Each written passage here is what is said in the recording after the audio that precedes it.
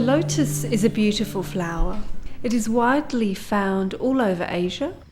In Buddhism, the bud of the lotus symbolizes potential and reality. It also represents enlightenment and purity. Buddhists believe the lotus flower is a symbol of good fortune and as such is a sacred flower. But the lotus flower is more than just about beauty and purity.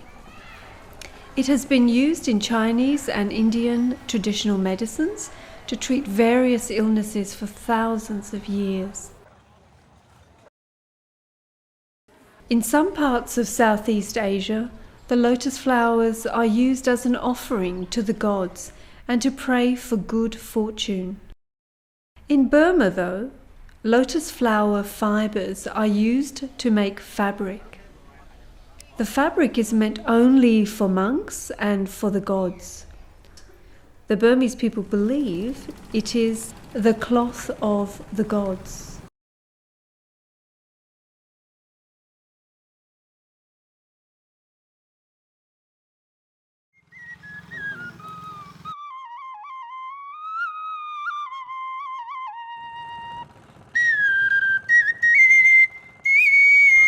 This traditional leg rowing in Inle Lake is an image of a magical place.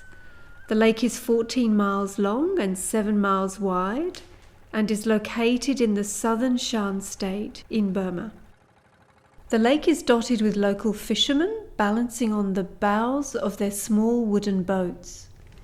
These people, known as Inda, live in thatched houses on stilts above the lake and grow vegetables on floating gardens.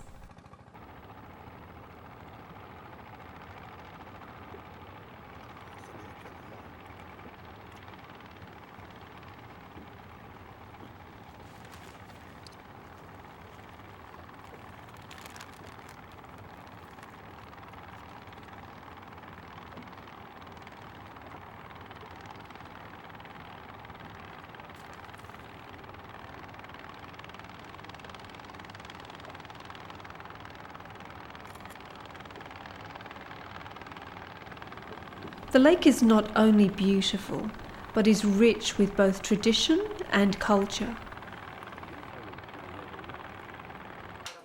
It is also well known for its traditional silk weaving industry.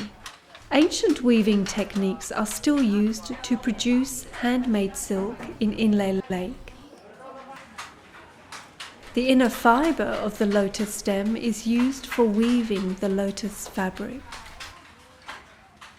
In Inle Lake, local people believe the lotus fabric is a holy fabric.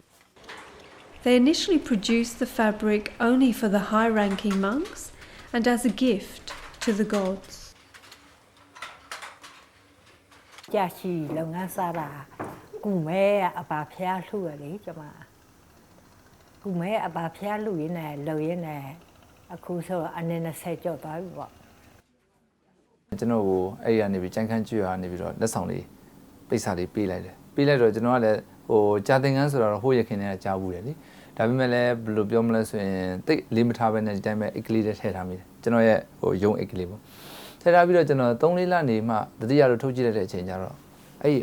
Very soft,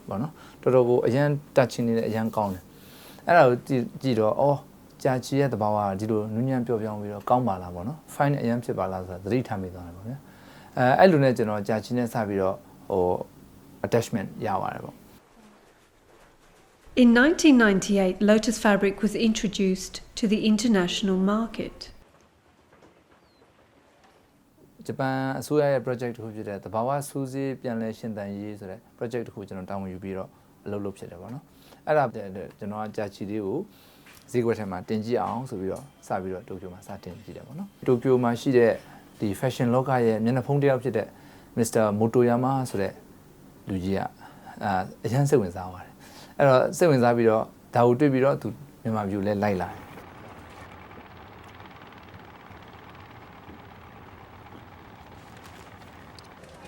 Lotus fibre weaving takes place in Jenkum village.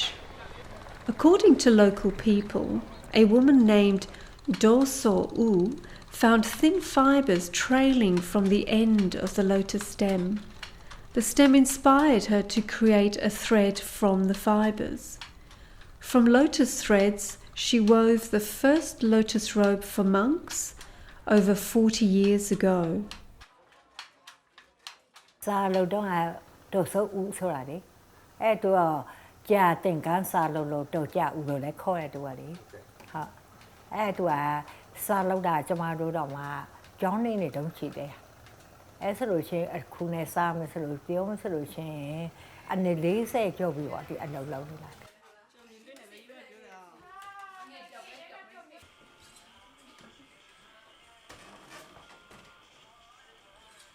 ကြာမဆက်ရဘူးဒီလိုတဘောပေါက်တာအဲ့တဘောပေါက်တာညောင်ရွှေအင်းကနေပြီးတော့ချောဟိုစကားဖဲခုံအထိပေါင်းနေတဲ့ကြာကိုအလေးကြာခူးပြီးလို့ပေါ့ကြာနှမျိုးရှိနှယုံလာပြေကျော်ဒီဝါဆိုလာဆန်းနေစားပြီးတော့မှပုံမအမြင့်များတော့ပေါ့သူကမိုးနဲ့လိုက်ပြီးတော့မှအမြင့်များလေမိုးများတာနဲ့အမြအနူလက်ထွက်အမြင့်လည်းများပြီးတော့မှဒီမိုးရတဲ့အနေစားပြီးတော့မှတတင်းကျုပ်အထီလောက်ပေါ့တတင်းကျုပ်ပြီးတော့ဟိုကြာခွဲမစားရတာရှိရလေအဲကြာခွဲမစားရတာဆောင်းမိပြီးတော့မှသူအမြင့်ထွက်တာလေအဲ့ဒါနှမျိုးရှိရအဲကြတော့သူကဆောင်းကနေပြီးတော့မှအမြင့်တွေကဟိုကျွတ်လေးနဲ့ရနေပေါ့ရေမှာပြားပြီးတော့မှနေနေတဲ့ဟာတွေကအမြင့်ရှိရပေါ့အဲတုန်းကတော့အဲကြာတော့Deforestation and poor conservation around the lake makes the water level of Inle Lake low in summer and dry in some places. Lotus fabric producers are maintaining their lotus plants in order to keep it alive. ခုကြာလောက်တာနဲ့အများတော့ရှားလိုက်ကိုစိတ်တော့ရတော့ရပေါ့ခုပြောလို့မျိုးညရတဲ့အရင်အလှလေးလည်းနဲပြီးတော့မှရေရလည်းခမ်းတာတော့စိတ်ဖွာတိမ်မှမလွယ်ကူတော့ဖြစ်နေတယ်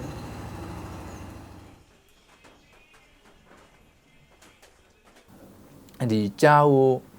မွေးတာမျိုး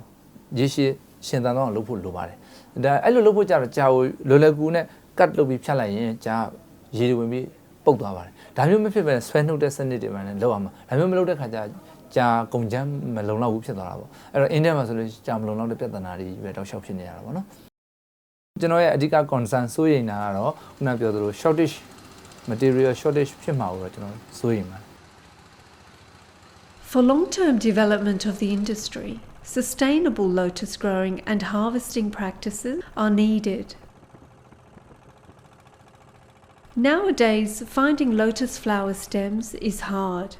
It takes at least an hour to find lotus stems in Inle Lake, and sometimes it takes a day.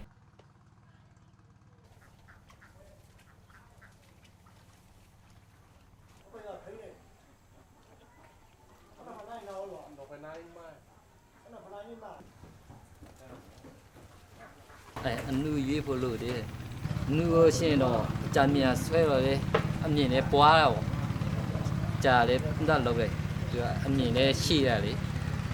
ye na cha do a myin le ma phwet do bu cha ga patung ma cha ye myu ne out da ti bin cha ye do ma phwet bu bo ti ha lo patung ma cha sit bo ကြာခုပြီးတော့မှဒီအဆိုးလေးကိုဆေးတိတ်ဆေးပေါ့တိတ်ဆေးပြီးမှ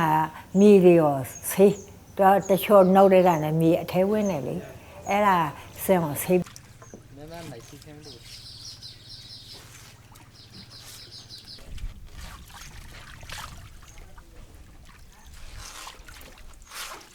ဆင်းအောင်ဆေးပြီးတော့မှရေကြာလာအောင်ဆိုပြီးထောင်းထားပြီးမှဒီအမြင်ကိုထုတ်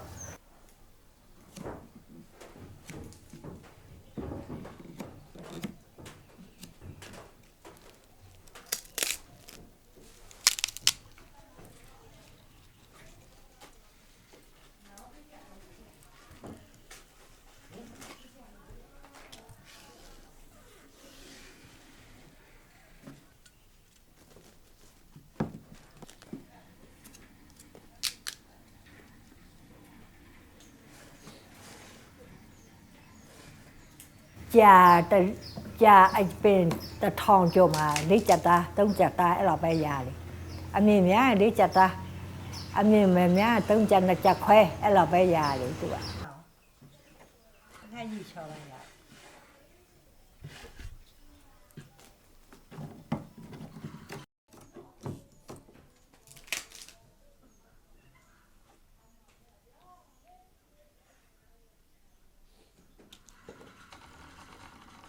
吹了的好，摇楼梯摇梯比较 ခဲ 慢， ခဲနေပြရောက်လို့ ကြည့်တယ်ပေါ့ တဲ့ 这大毛是 ဒါจิตတမော 落梯梯大的是比 ဘာတဲ့ထီအောင် အိမ်မှာကျက်နေလေအဲ့ဒါပြန်ကျက်တယ်ပြန်ကျက်ပြီးမှဟိုဟာရကန်းရတော့ပေါ့တယောက်နည်းသူကတူနည်းနည်းဟိုလူကတူနည်းနည်းဟိုတလားတစ်ခေါက်ဆိုတစ်ခေါက်နှစ်ခေါက်ဟိုနှစ်ခေါက်တော့ချိန်ပြီးပေါင်းပြီးတော့မှကျမတို့ဒီမှာကျစ်ပြီးတော့မှစူစီပြီးလောက်တော့ပေါ့သူကတူတယောက်ကောင်းနေတော့မရနိုင်ဘူးဘာဖုန်ကြီးတင်ကတဆောင်းအောင်နှစ်ပိတ်တာခွဲကြောကုန်อ่ะ ကြောက်ချီဒီရက်လုတ်တဲ့အပိုင်းမှာတိတ်ပြီးတော့ time consume လည်းမဖြစ်ပါဘူး labor intensive လည်းမဖြစ်ပါဘူးကြာအယိုးကနေပြီးကြာအချီအမြင်ဖြစ်တဲ့အပိုင်းမှာ labor intensive ဖြစ်တယ် The fabric uses approximately 30,000 lotus stems to make 1 yard of fabric. To get 55-yard batches of lotus fabric, it takes 1.5 months of hand weaving.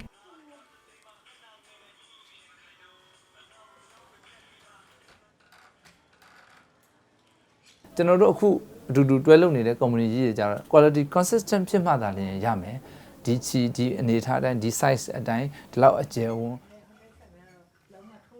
နည်းနည်းတော်ဟာလေလားနည်းနည်းတေးခါလေလားအတုတ်လေးကြောက်လို့လည်းမြတ်တရတအားချမ်းတယ်အတေးနဲ့အတုံနဲ့ရိုးမှကျက်နေရတယ်ဟုတ်ပါမှကြာတအားတုတ်အင်းသားကြာမတော့ဒီကံကောလား The demand for lotus fabric is growing every year.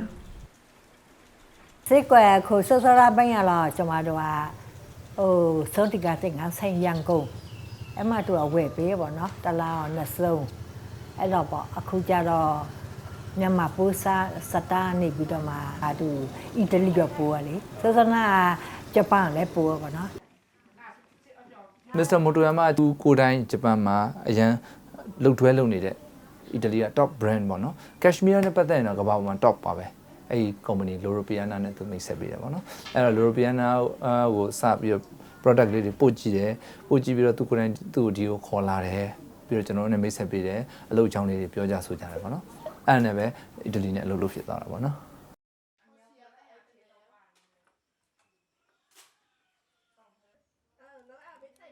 Lotus fabric is now renowned in the international market as a material for making luxury garments. The fabric is for those who love organic products.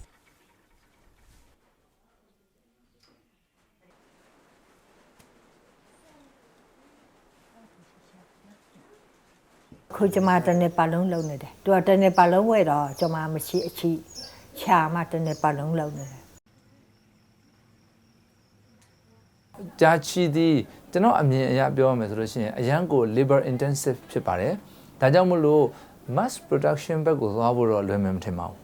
ဒါပေမဲ့သူဒီဘာတစ်ခုပဲဖြစ်မလဲဆိုတော့အရန် unique ဖြစ်တဲ့ product တစ်ခုအနေနဲ့နောက်တစ်ခါအရန်ကိုဒီ fine ဖြစ်တဲ့ product အနေတစ်ခုအနေနဲ့တော့ရရှိဆက်သွားလို့ရတယ် The fabric is unique. The material is soft, breathable, wrinkle-free, and waterproof due to its aquatic origin. However, this traditional weaving technique cannot be used in a mass production environment. In that way, it is environmentally friendly and also creates more jobs for the local people.